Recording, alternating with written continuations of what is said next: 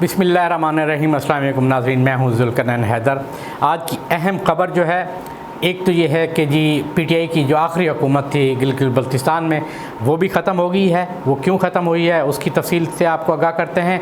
और बड़ी जो अहम ख़बर है वो ये है कि जनरल कमर जावेद बाजवा और फैज़ हमीद और इमरान खान के ख़िलाफ़ एक सुप्रीम कोर्ट में दरख्वास्त दायर हुई है, जिसमें मुतालबा किया गया है कि इनके ख़िलाफ़ कार्रवाई की जाए कि इन्होंने जब इमरान खान वज़ीर-ए-आज़म थे उस वक्त 29 सिविलियन का कोर्ट मार्शल कराया।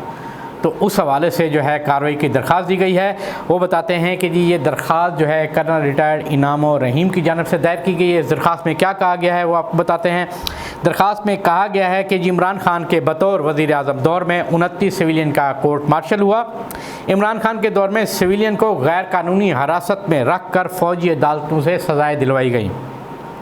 साथ में ये भी कहा कि इमरान खान, जनरल बाजवा और जनरल फैज़ हमीद ने आइनी हकूक़ की खिलाफ वर्जी की।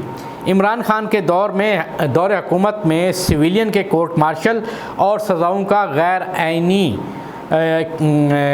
करार दिया जाए, उनको गैर आइनी करार दिया जाए, ख़त्म किया जाए।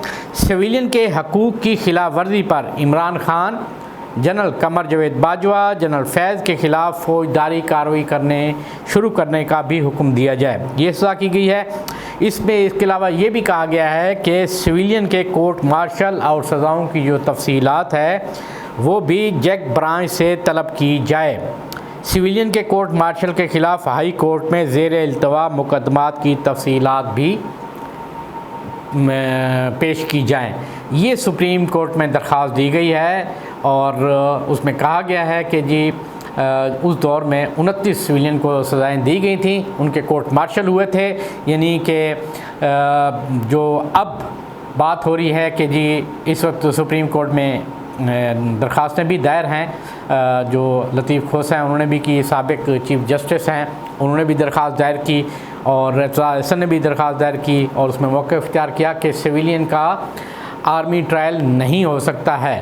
तो अब ये दरख्वास्त दायर की गई है और इसमें कहा गया है कि इमरान खान के दौर में भी 29 लोगों का जो सिविलियन थे उनका मिलिट्री ट्रायल हुआ। यानी एक चीज़ ये वाज़ेह हो गई है कि ये तो मिसाल मौजूद थी, क्योंकि ये बेसिकली नून लीग के दौर में ये काम शुरू हुआ था और उस वक्त फ़ैसला हुआ था कि जी जो टेररिस्ट हैं उनके ख़िलाफ़, जो सिविलियन हैं उनके ख़िलाफ़ मिलिट्री कोर्ट में केसेस चलाए जा सकते हैं। और बाज़ाब्ता एक पैक्स कमेटी बनी थी और वो छांटी करने के बाद केसेस वो रेफ़र करती थी मिलिट्री कोर्ट को और उनको वहाँ पर सज़ाएँ दी जाती थी। अब देखना ये है कि ये 29 लोग कौन से हैं। क्या ये वो लोग हैं जो टेररिस्ट थे या ये वो लोग हैं जो सिविलियन तो हैं मगर किस केस में हैं, कि उनकी केसेस की नोयत क्या है वो देखने वाली है। इसीलिए जैक ब्रांच से जो तफसीलात हैं वो भी मंगवाई जाएं, ये भी दरख्वास्त दी गई है। उसमें कहा गया है कि जी ये सारी तफसील आए।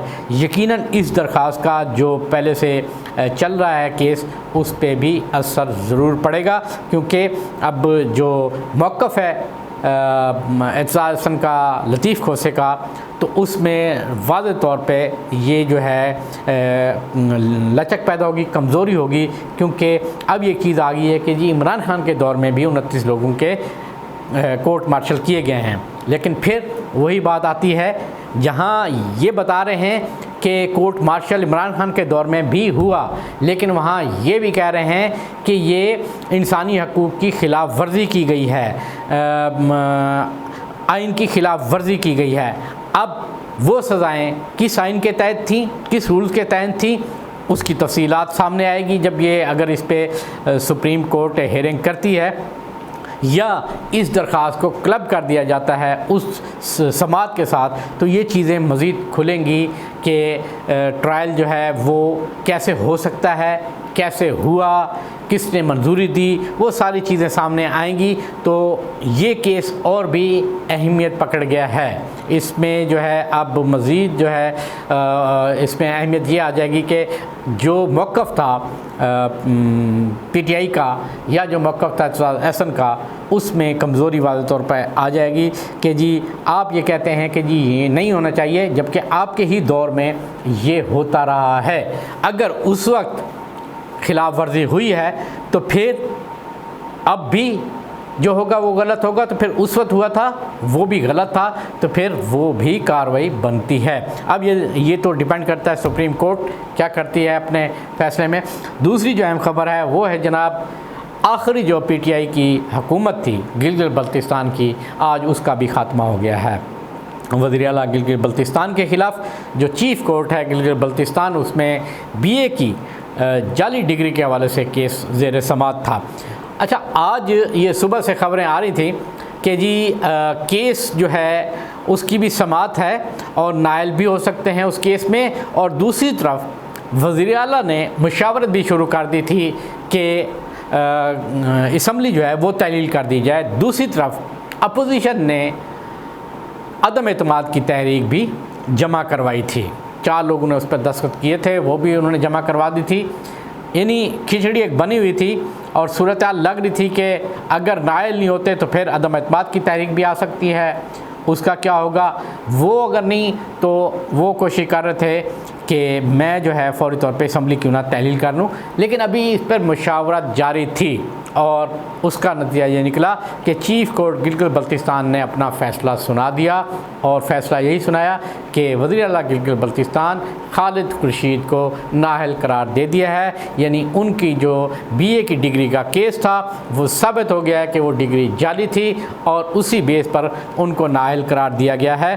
अब पीटीआई हुकूमत का खात्मा तो हो गया है, लेकिन अब जो बड़ी अहम बात है वो ये है कि क्या दोबारा पीटीआई अपनी हुकूमत वहाँ पर बना सकेगी या नहीं, क्योंकि अब बात आएगी नंबर गेम की।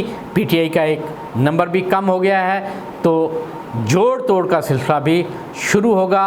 और ये भी खबरें हैं कि नून लीग, पीपल्स पार्टी, ये भी दोनों जमातें अब मुकम्मल तौर पे ज़ोर लगा रही हैं, एक तवील अरसे से लगी हुई थी कि जीबी हुकूमत का भी ख़ात्मा हो, पीटीआई की हुकूमत वहाँ पर जो है उसका भी ख़ात्मा हो, जैसे कि आज़ाद कश्मीर में थी और जो सरदार इलियास तनवीर थे उनको हटाया गया और उसके बाद वहाँ पर भी पीटीआई की हुकूमत गिर चुकी है, वहाँ पर ब्रांड नाम पीटीआई है। इसी तरह अब गिलगित बल्तिस्तान में भी यही काम होगा कि क्या वहाँ पे नून लीग का बंदा आएगा, इनके वज़ीर आला बनेगा, या फिर पीएस पार्टी का। तो अब दोनों जमातें आपस में लगी हुई हैं कि वहाँ पर किसका है, नंबर गेम होनी है, जिसके नंबर बढ़ गए वो। लेकिन जो अहम बात यह है कि जो पीटीआई के मेंबरान हैं क्या वो दूसरी साइड पे जाएंगे, अपोजिशन करेंगे, पीटीआई को छोड़ देंगे, कैसे होगा। देखें, या तो एक ये है कि पीटीआई के तमाम अरकान जो हैं वो सब के सब इस्तीफ़े दे जाएं, तो फिर नए सिरे से इलेक्शन एक कराना पड़ जाएगा। वो भी अब एक ऑप्शन जो है वो यूज़ कर सकते हैं। लेकिन आपको पता है कि इस्तीफ़े कोई नहीं देता होता, ये सिर्फ कौमी असम्बली में ये हुआ था। और लेकिन अब जीबी की जो सूरत हाल है वो डिफरेंट है।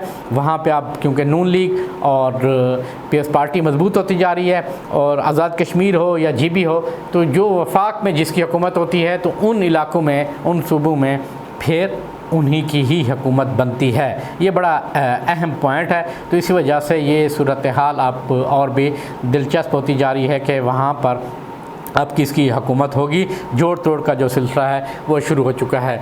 तीसरी जो खबर है नाज़रीन वो ये है कि जी दुबई यात्रा जो है वो कंप्लीट हो चुकी है मियां मोहम्मद नवाज़ शरीफ साहब की, और वो वहाँ से आज जो है सऊदी अरब चले जाएंगे। उनकी बेटी मरियम नवाज़ भी वहाँ जाएंगी। मज़ीद वहाँ पर बातचीत होगी, वहाँ पर मामला तय किए जाएंगे। लेकिन अभी तक नवाज़ शरीफ की वतन वापसी का फ़ैसला हतमी तौर पर नहीं हो सका है। इलेक्शन कब होंगे इस तारीख़ का हतमी तौर पर फ़ैसला नहीं हो सका है। आइनी और कानूनी तौर पर तो 14 या 15 अगस्त को आखिरी दिन है वफाकी हुकूमत का, बल्कि केपी पहले ही असम्बली टूट चुकी है और पंजाब में भी सिंध और बलूचिस्तान रह गया है, तो वो भी असम्बलियाँ डिज़ाल्व हो जाएंगी, तो आम इंतखाबात की जानिब जाया जाएगा। अब जो मैटर है डिस्कशन जो है कि केयर टेकर सेटअप कौन होगा, केयर टेकर सेटअप में कौन कौन लोग होंगे, किसके कितने लोग होंगे, ये जो जोड़ तोड़ है ये जारी है। लेकिन अभी तक हतमी तौर पे फ़ैसला नहीं हो सका है कि केयर टेकर सेटअप में कौन होगा। केयर टेकर सेटअप जो है कितने अरसे के लिए होगा, ये भी बड़ा एक अहम सवाल है। कुछ ये कह रहे हैं कि केयर टेकर सेटअप को मार्च तक ले जाया जाएगा, कि इलेक्शन मार्च में ही करवाए जाएं, उसकी आइनी वजूहत जो हैं वो पेश की जाएंगी और उसके बाद सूरत हाल आगे चलेगी।